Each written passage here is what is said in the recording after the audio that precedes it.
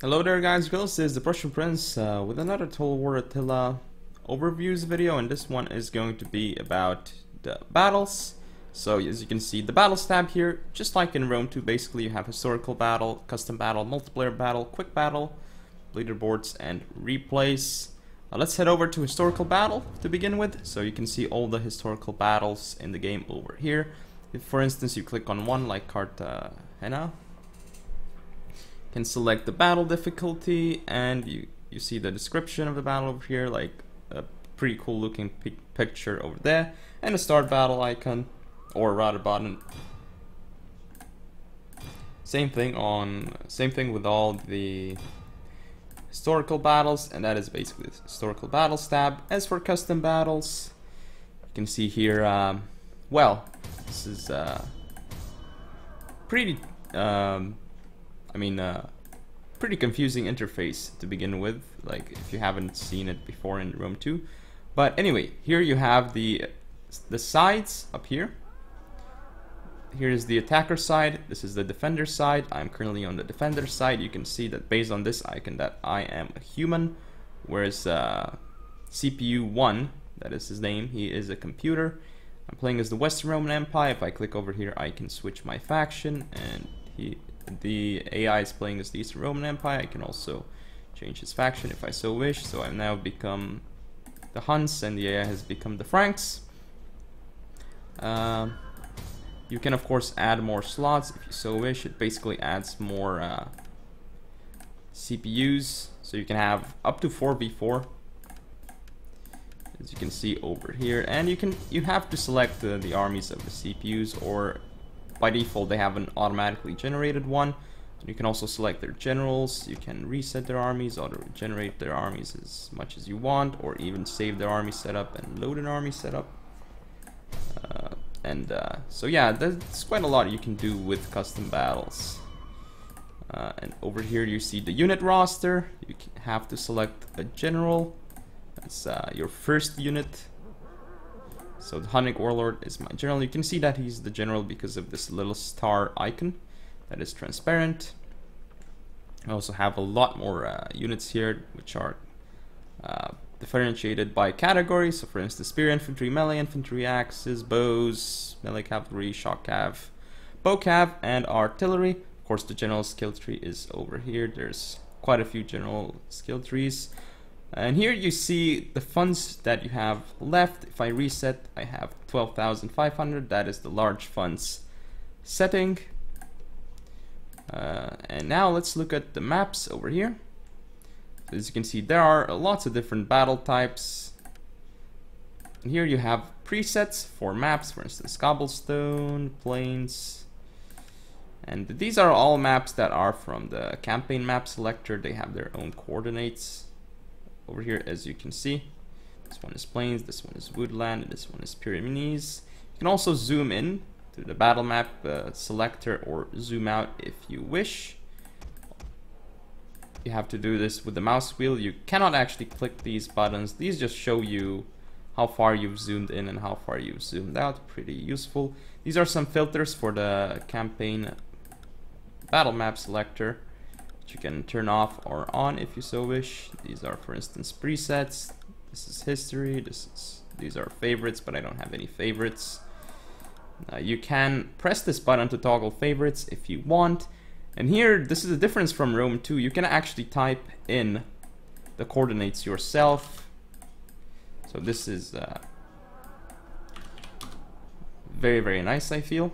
The fact that you can do that now. You don't have to physically look for them on the map. So if you know that there's a good map with specific X and Y values, then you can put it in there and it's going to do its job. Once you press enter, you're going to be selecting the map, which is very, very cool. Of course, you can select attacker direction, northeast, southwest, map upgrade if it's encampment or not, for land battles at least.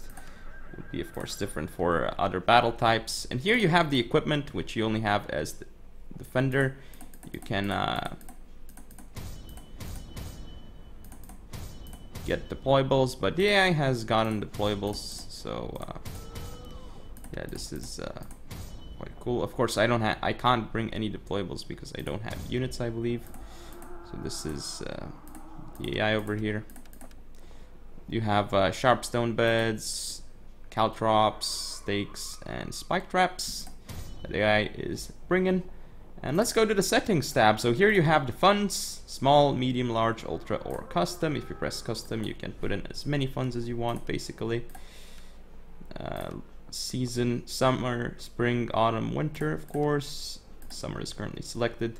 Time of day, weather, battle difficulty, time limit, battle mode, and large armies. Large armies is basically 40 units.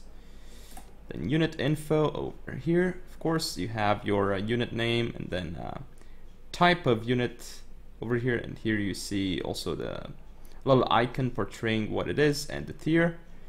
It's basically tier 3 unit. Some general information over here about your the unit that you have currently selected, and their detailed unit statistics over here, as well as the abilities that it does have. And that is basically it for the custom battles. So let's head over to multiplayer battles. Of course, I forgot to show this. You can increase your unit rank or decrease it if you want by pressing this button. It's up to gold 3. Let's head over to multiplayer battles. So here you see local network. Of course, doesn't count friends. You can filter by battle type or in progress, full games, password games, your campaign. This is basically the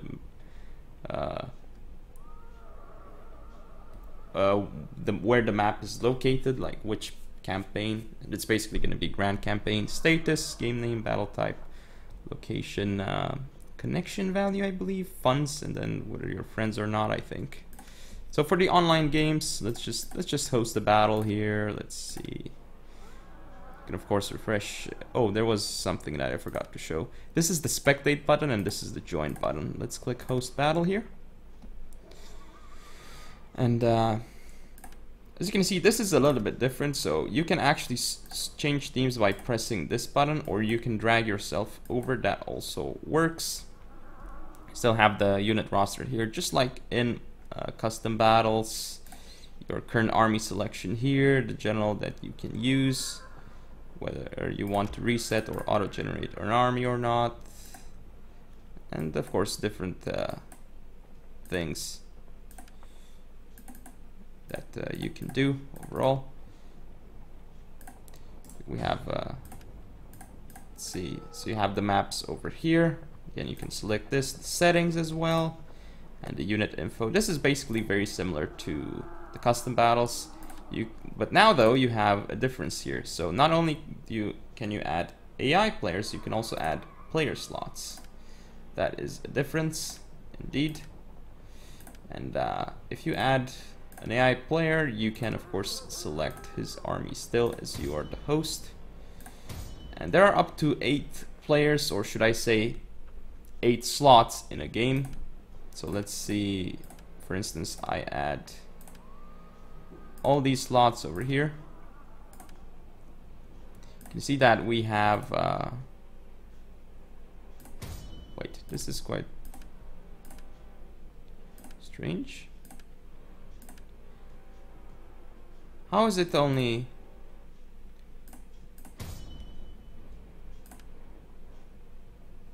This is very, very awkward. Why is it only... Is it because of spectator slots? No. Let me switch over. So add a slot for human players. I have moved over to the other side.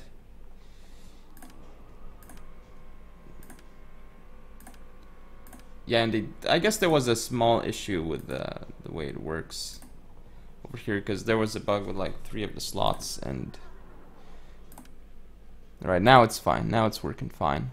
There was a small issue with the slots, it seems. But now basically we have 8 player slots in total. Well, no, 8 slots in total on each side. So you have 4 over here and 4 over here, because it's max 4v4 battles. You can see that these are all AIs, because they have this little icon over here, this monitor icon. You can see my Steam avatar over here, the faction that I'm playing, basically very similar to custom battles. And here you don't see anything because these are just player slots. And here's another thing, you can have up to, you can basically add a lot of spectator slots if it's, let's see, I'm trying to add player slots, but it's not letting me do that. Oh well, I guess it's just some small issues with the game. Let me add this player slot over here. I don't know. I think I broke it. But anyway, you can add. There are basically 8 slots in a game. That does count spectators as well. So for instance, if it's a 1v1, that means 2 player slots are used. You can have up to 6 spectator slots. If it's a 2v2, 4 player slots are used, 2 on each side, of course. And that means there are only 4 spectator slots available. This is the same thing as in Rome 2, I guess. If you click over here, you see whether the spectator slots are closed or open. Shows 0 out of 0, but still there's a spectator slot open, so this is quite weird, I guess. But anyway, that is the multiplayer battles tab. Now let's head over to quick battles. Oh, of course, one thing is you cannot host as a spectator, which is a little bit unfortunate. You can't drag yourself over to a spectator slot. Would be quite cool to be able to host games as a spectator. But anyway, let's move over to quick battles. So over here you have the allow team merging button, which you can use if you basically want to play more than the slots over here. For instance, if you are just playing on your own and you click this button, then you click find match, you might be able to find a 2v2, a 3v3, or even a 4v4. Or if you're 2 players, you could also find 3v3 and 4v4. If you're 3 players finding a match, you could find also 4v4. So that is something to keep in mind. Of course, if you press this button, it's going to open up your Steam friends list and allow you to invite friends. And that is basically it for quick battles. Those will grant you leader rating on the leaderboards, which you can filter by, say, top players over here. You can go to your position, but of course I haven't played quick battles. You can filter based on all or friends here. This is the number of pages.